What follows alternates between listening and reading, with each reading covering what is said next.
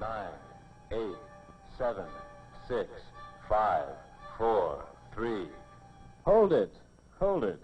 That thing will never go anywhere. You forgot one of the stages. There. Now you can launch it. Uncle Bill works with rockets. Jane, Bob, and Mike don't quite understand why rockets have to be fired in different stages. Uncle Bill explains that not all of them do, just some of the big rockets that use liquid fuels. They need a vast amount of fuel to pull away from the Earth's gravity field. Rocket-propelled planes have been built designed to take a man up to very high altitudes.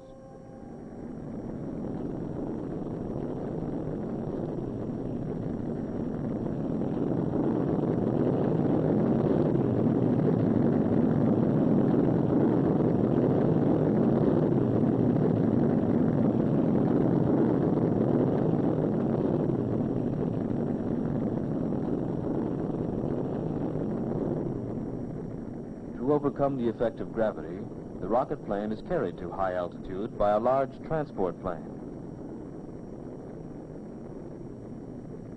If the cruiser were launched directly from the ground, much of its fuel would be used up in pulling away from the Earth's gravity field, which is strongest at the surface of the Earth. This makes the rocket plane the same in principle as the last stage of a multi-stage rocket. Both must be well away from the surface of the Earth before they are fired. 20 seconds to launch. 15 seconds. 10 seconds. 5, 4, 3, 2, 1.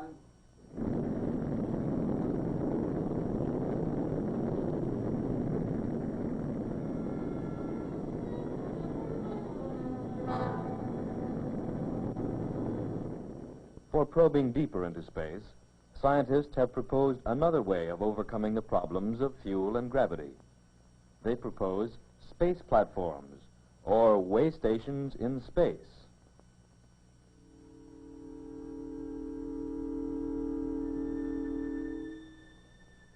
Like the transport plane and the first stages of a multi-stage rocket, the way stations would provide a base from which a rocket may be launched.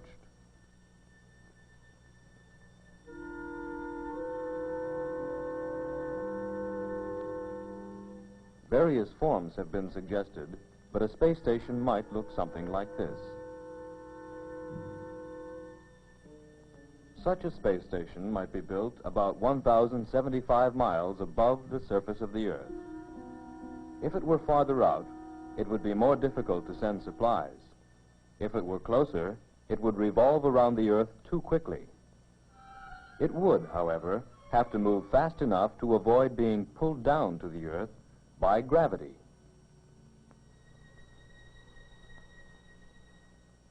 The Earth's gravity still pulls the station, of course, but the direction of the pull is changed by the satellite's forward motion. Instead of falling to the surface of the Earth, it keeps falling around the Earth. Station parts may be prefabricated on Earth, then delivered into orbit by transport rockets and assembled in space. Crewmen will arrive in the same orbit and travel at the same speed to carry out construction. The sections of the space station will be nearly weightless, and one man will be able to move objects that had to be lifted by huge cranes back on Earth. The men will be nearly weightless too, and will have small propulsion units attached to their spacesuits to help them move about. On the inside, the completed station would have to have its own artificial atmosphere. There would be very little pull of gravity to hold objects and people in place. To substitute for gravity, the station may be made to spin like a giant wheel. This would create centrifugal force and would give the occupants a feeling of gravity. They would be thrust outward toward the rim of the station. This would be down to them. Up would be toward the hub of the station.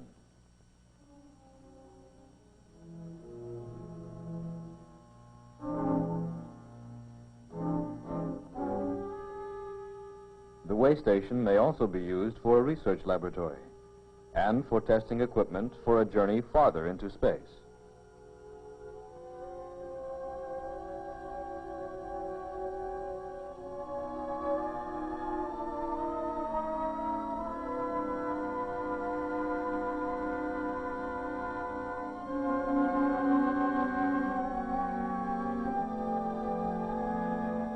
Besides the problems of getting into space, we also have the problem of returning to the Earth from space. As a rocket approaches the Earth from space, it gathers speed. It also meets increased friction as the atmosphere becomes more dense closer to the Earth.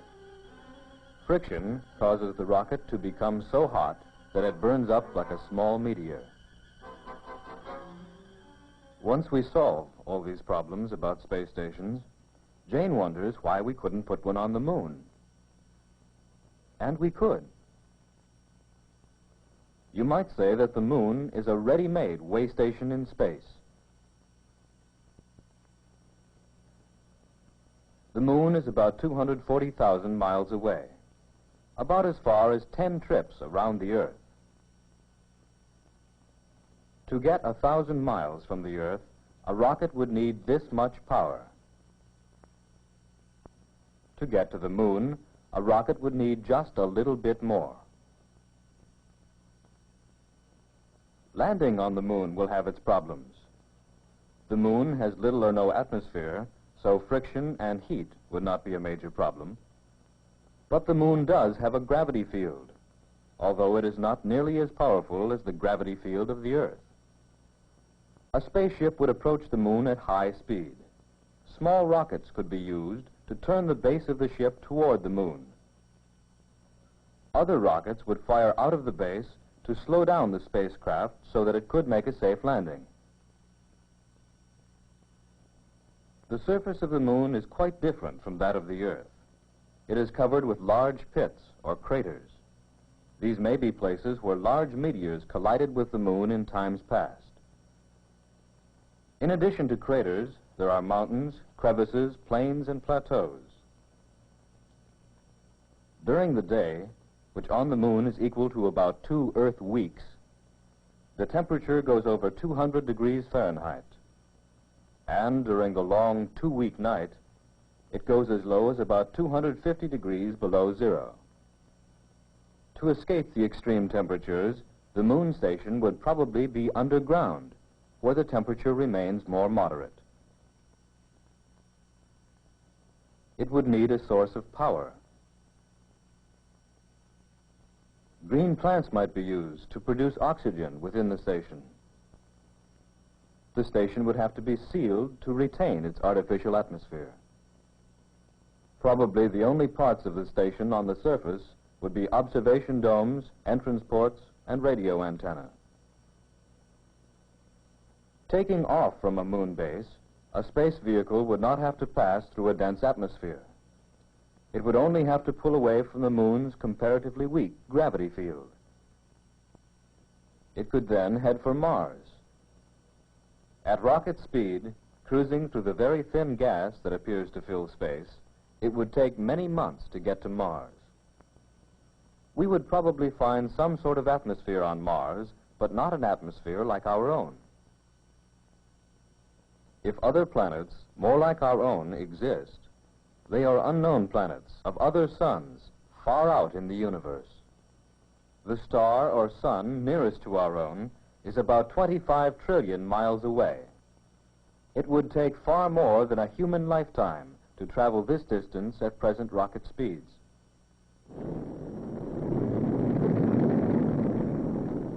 We have seen that one problem in reaching space is to escape from the Earth's gravity field.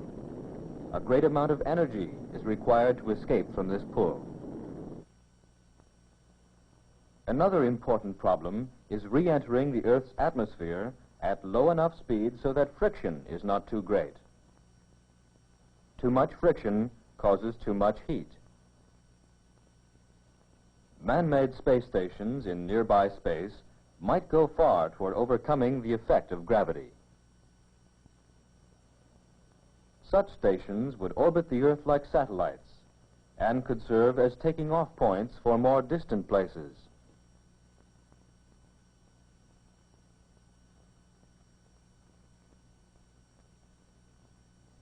The moon might also serve as a way station. A rocket with enough power to pull away from the Earth would require only slightly more energy to carry it to the moon.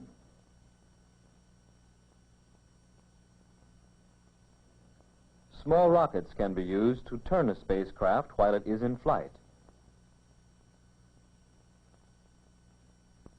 Braking rockets may serve to slow it down enough to make safe approaches and landings possible.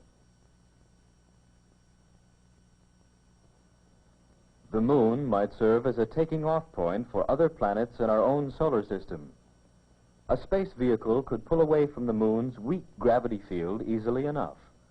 From there, man could go on to the other planets. Mars is the one most like our own. Even so, it is doubtful that living things like those we know exist on Mars.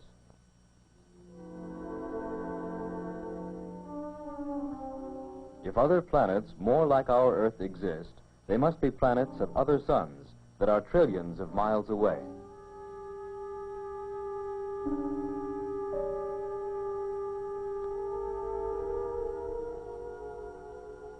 There is so much we can learn in the universe. It is the frontier of the future. And way stations in space are the stepping stones for its exploration.